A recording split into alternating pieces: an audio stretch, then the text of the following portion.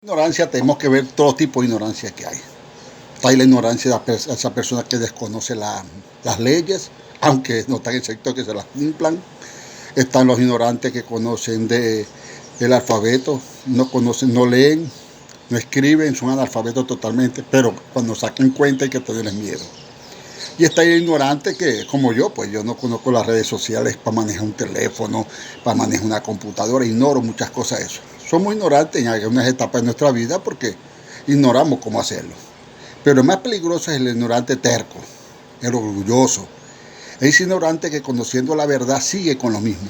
Por ejemplo, en el evangelio, en el catolicismo y otras religiones están los ignorantes que niegan a Dios. Y siempre que estudian la Biblia o estudian cualquier escritura, siempre van a lo mismo al principio, Dios. Aunque lo nieguen, siempre tienen que caer en lo mismo. Está el ignorante que sigue con lo que es la idolatría. Aunque lo digan los mandamientos, que dejemos de no hagamos imagen de todas las cosas. Nos dicen los salmos, nos lo dice Jeremías, Ezequiel. Fuiste al monte, acostaste un palo, lo pusiste y después te arrodillaste ante un Dios que no oye, no ve, no huele. Y seguimos allí, en esclavizado en esa ignorancia, una esclavitud. Igualmente son en la parte de pastoral, que él es ignorante en que si los púlpitos, que si no me he visto, que si la Biblia aquí, esto y muchas cosas. Entonces, somos idólatras en todas partes, tanto en la parte cristiana, bíblica, como en la parte evangélica, como en la parte católica y en muchas partes. ¿Por qué? Porque la ignorancia es la que nos lleva a eso y nos mantiene sumiso allí, esclavizado en religión. Y la religión no son más que leyes y dogmas de hombres para esclavizarnos, manteniendo allí el grupo y hacer ellos lo que ellos quieren. De hecho, nos excluyen de una sociedad donde ellos agarran todo para ellos y se mantienen ellos, se enriquecen y viven bien. Nosotros vivimos en una miseria. Estamos los ignorantes que dicen que esa Biblia no se escribió para nosotros. Es verdad, no se escribió para nosotros, sino para un pueblo llamado Israel, bajo su concepto de su lenguaje. ¿Por qué su lenguaje? Porque encapsulaban la verdad de Dios y nunca la distorsionaban, porque ellos no tienen sinónimo como nosotros. Pero la Biblia como historia se cumplió y para nosotros hoy se revela. Tenemos que entender que tenemos que entrar en la velocidad del Espíritu y no en el caísmo de la letra, que es muerte. Y Pablo de Dios. Entonces estamos ignorando el Espíritu, estamos ignorando la revelación y estamos cayendo en lo mismo, letra y teología, y no queremos llevar al pueblo a lo que es la verdad. Yo siempre he dicho que si el pueblo llega a un 50% en la parte espiritual, son muchos cambios que se ven.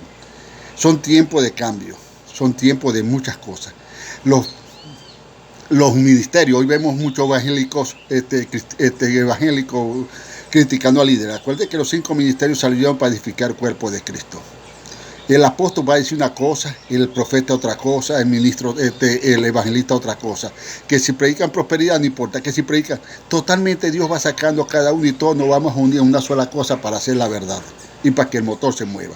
Lo que tenemos que caminar en el sentir del Espíritu y la palabra diaria, para que vivamos en él. Tenemos que dejar la ignorancia bíblica, la ignorancia de las escrituras. Hay que leer y es que el Espíritu nos redarguya de las cosas que no son y nos lleve y nos aliente a las cosas que son. Y nos lleve y nos guíe por todas las cosas que tenemos que hacer. La tierra tiene que ser llena de la gloria de Dios. Y solamente se lo va a hacer en la parte espiritual. La tierra tiene que ser del conocimiento. Que todo el mundo conozca la Escritura. Solamente eso. Aunque la Biblia no me hable a mí, la Biblia hoy se cumple para mí, porque es la constitución divina para un mundo. Pero para eso se hizo para un pueblo, para que el pueblo sea ejemplo para un mundo. Pero bajo la revelación, no bajo la interpretación. Porque cuando la Biblia a mí me llega una palabra y me dice, porque te voy a prosperar en todo como prospera tu alma, yo voy a ir directamente a la Biblia y aparece. Dios nunca te va a hablar fuera de la Escritura. Siempre te va a hablar en la Escritura y los ejemplos van a estar en la Escritura. Entonces tenemos que dejar de ignorar a ese Dios maravilloso que ya vive en nosotros. En Él vivimos, en Él moramos, en Él existimos. Nuestra vida está escondida con Cristo en Dios. Dejar de ignorar a ese Dios maravilloso.